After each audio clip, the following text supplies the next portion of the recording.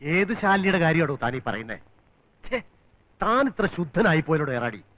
അവന്റെ കല്യാണം ഉറപ്പിച്ചപ്പോഴേ ഞാൻ കരുതിയതാ ഇതുപോലെ ഏതെങ്കിലുമൊക്കെ കൊടി പിടിക്കാൻ കയറി വരുന്നു. ഒരു പെണ്ണ് വന്ന് എന്തെങ്കിലും കള്ളക്കഥ പറഞ്ഞു എന്ന് കരുതി.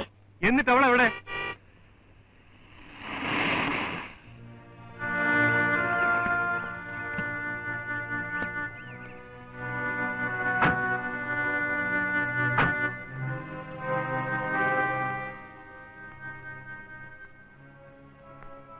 എന്താ എല്ലാവരും ഇങ്ങനെ തുറച്ചു നോക്കുന്നത്? ഷോപ്പിംഗ് കഴിഞ്ഞപ്പോ നേരം വൈകി. ഇന്ന നേരത്തെ വരാവുന്ന നിയമമൊന്നുമില്ലല്ലോ. നീ ആരാടി? മിസ്സസ് ജയകുമാർ അല്ലേ? ഭർത്താവിന്റെ അനിയനോട് ചോദിക്കേ. പ്രിൻസിന് അറിയാം ഞാൻ ആരാണെന്ന്. ശാരദ, നീ അവളോടൊന്ന് സംസാരിക്കണ്ട.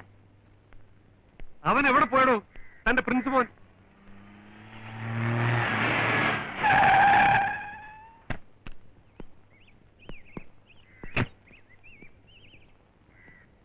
എന്തൊക്കെയാടാ ഈ കാണുന്നത്? ചേട്ടാ, ഞാൻ പറയുന്നത് ഒന്ന് കേക്ക്. No, don't try to explain. എന്റെ അനുജന് സദാചാരബോധം പോയിട്ട് സ്വബോധം പോലും ഇല്ലെന്ന ആ കന്യാസ്ത്രീ വിളിച്ചു പറഞ്ഞത്. നിന്റെ കൂടെ ഞങ്ങളുടെ മക്കൾ നിന്നാൽ അവർ നിന്നേക്കാൾ വഷളാവും. നിന്റെ കല്യാണത്തെ പറ്റി ഒരുപാട് പ്രതീക്ഷകളോടെയാണ് അച്ഛനും അമ്മയും നാട്ടിലിരിക്കുന്നത്. അറിയാമോ നിനക്ക്? അച്ഛനും അമ്മയും താമസിക്കുന്ന അതേ വീട്ടിൽ തന്നെ വാടകയ്ക്ക് ഒരുത്തിയെ നീ അന്തിക്കൂട്ടിന് വിളിച്ച് കയറ്റിയില്ലേടാ? ആ, തറവാട് കുളന്നോണ്ടണമെങ്കിൽ ഇങ്ങനെയൊക്കെ തന്നെ വേണം. ഇത് വീടല്ല, സത്രവാ, സത്രം. നിന്നെ കൊണ്ട് ധാരാ ചെയ്യിക്കുന്നത് എനിക്ക് നല്ലപോലെ അറിയാം. അവൻ എന്തായാലും ഒന്ന് കിട്ടട്ടെ. കേറടി അങ്ങോട്ട്. കറങ്ങി നടക്കല്ലേ?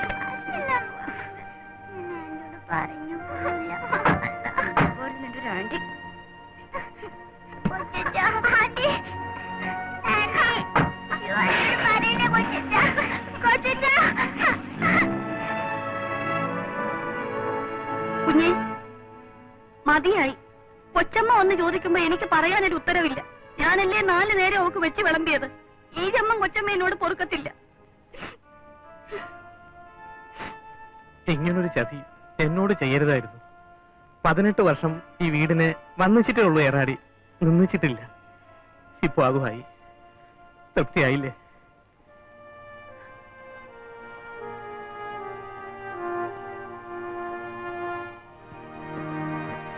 പോയാ നിനക്ക് മതിയായില്ലേ? ലോകത്തൊരു പെണ്ണും നിന്റെ അത്ര ദുഷ്ടമല്ല. ചുമ്മാ അല്ല നിന്നെ വീട്ടിൽ നിന്ന് അടിച്ചിറക്കുക. ഇനി വെറും 10 ദിവസം കൂടെ സഹിച്ചാ പോരെ? അത് കഴിഞ്ഞാൽ നമുക്ക് ഇത് ശീലമായിക്കോളും. തെണ്ടി, എല്ലാരെയും കൊണ്ട് നന്നായി വരുന്നെന്ന് പറയിപ്പിക്കാൻ ഞാൻ എത്രമാത്രം പാടുപെട്ടെന്നറിയോ? ഇപ്പൊ എല്ലാം പോയില്ലേ?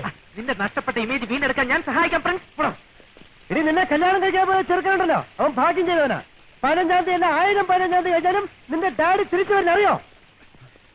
നീ ഇങ്ങനെ ഇമോഷണൽ ആകാതെ പ്രിൻസ്. അവളെ ഇവിടുന്ന് എന്നേക്കുമായി അടിച്ചിറക്കണം. അത്രയല്ലേ ഉള്ളൂ. വഴിയുണ്ട്. എന്ത് വഴി? നീ തന്നെ പറ. വേറെ വഴിയുണ്ട്. വഴിയുണ്ട്.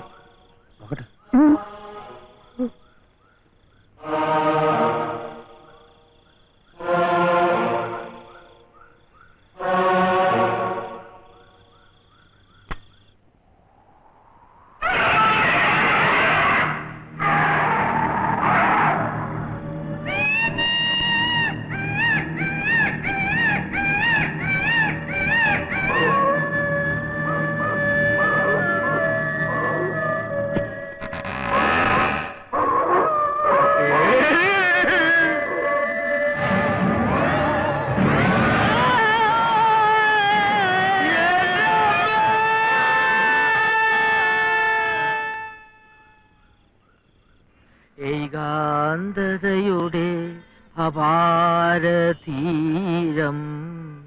ഏകാന്തതയുടെ അപാരതീരം,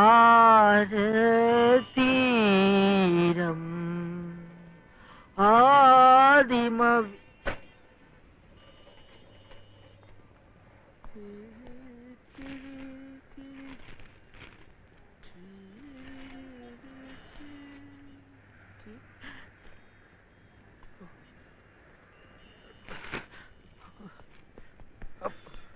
ಗುಂಡರಾವ್, ನೀ ಅಂಗಡಿ ನೋಡ್ಕೊಳ್ಳಿ, ನಾನೀಗ ಬರ್ತಾನೆ.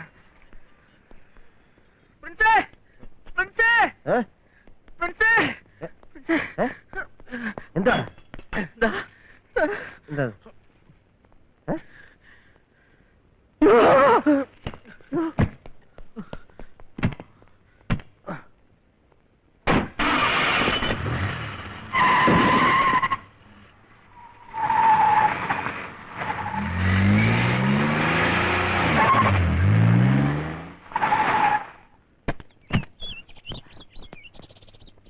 അവളുടെ കാർ ഇവിടെ കാണുന്നില്ലല്ലോ.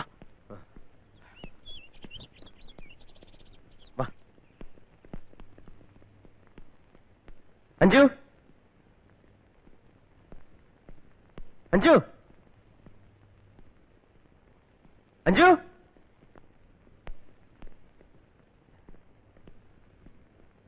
അഞ്ജു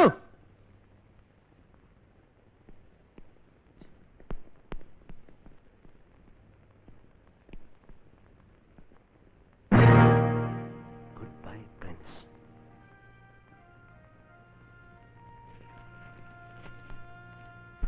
രണ്ടാം ചരമവാർഷികം. ജനനം 31/3/72, മരണം 23/4/90.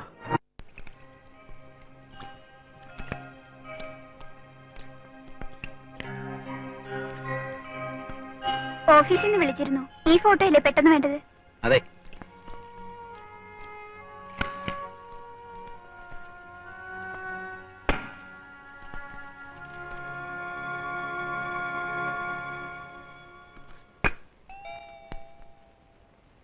ആരാ നോക്ക്.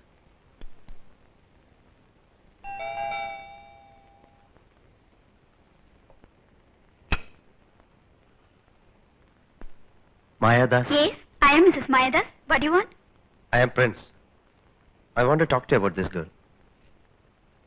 ഞങ്ങൾ ഇന്നലെ മുതൽ അന്വേഷിക്കുകയായിരുന്നു. ഓഫീസിൽ അന്വേഷിച്ചപ്പോൾ ഇവിടെ ഉണ്ടെന്ന് പറഞ്ഞു. വരൂ. ഇരിക്കൂ.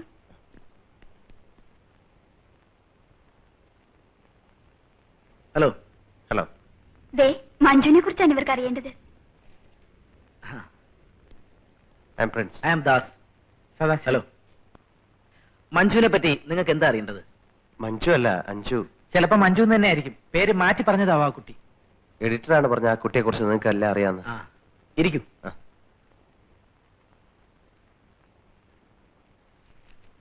ഇന്നലെ വരെ ഞങ്ങളോടൊപ്പം ഉണ്ടായിരുന്ന ഈ കുട്ടി മരിച്ചിട്ട് 2 വർഷമായി എന്നറിയുമ്പോഴുള്ളൊരു കൺഫ്യൂഷൻ. ഇന്നലെ വരെ ഈ കുട്ടി നിങ്ങളോടൊപ്പം ഉണ്ടായിരുന്നെന്നോ?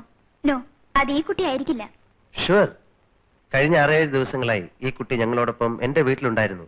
ജീവിച്ചിരിക്കുന്നവരുടെ ചരമക്കുറിപ്പ് ആരെങ്കിലും കൊടുക്കൂ? നിങ്ങൾക്ക് ആള് തെറ്റിയതാ. അല്ല അല്ല, ഈ ചിലപ്പോ മഞ്ജുവിന്റെ സഹോദരിയായിരിക്കും. അഞ്ജു നമ്പ്യാർ, മരിച്ചുപോയ മഞ്ജുവിന്റെ ഇരട്ട സഹോദരി, കേണൽ ദേവൻ നമ്പ്യാരുടെ മകൾ. പക്ഷേ ആ കുട്ടി ഞങ്ങളോട് ഇങ്ങനൊന്നും അല്ലല്ലോ പറഞ്ഞിരിക്കുന്നത്. മഞ്ജുവിന്റെ ഫാമിലി സ്റ്റോറിയാണ്. ഞാൻ തന്നെ എഴുതിയതാ. 2 വർഷങ്ങൾക്ക് മുമ്പ് ഊട്ടിയിലേറെ സെൻസേഷൻ ഉണ്ടാക്കിയ ഒരു ദുരന്തമായിരുന്നു അത്. ഇത് അഞ്ജു, ഇത് മഞ്ജു, ഇത് കേണൽ ദേവൻ നമ്പ്യാർ. അവരുടെ ആൽബത്തിൽ നിന്ന് എനിക്ക് കിട്ടിയ ഫോട്ടോസാണ്. കുട്ടികൾക്ക് 2-3 വയസ്സുള്ളപ്പോ ബാംഗ്ലൂരിൽ വെച്ച് ഒരു ആക്സിഡന്റിൽ അവരുടെ അമ്മ മരിച്ചു.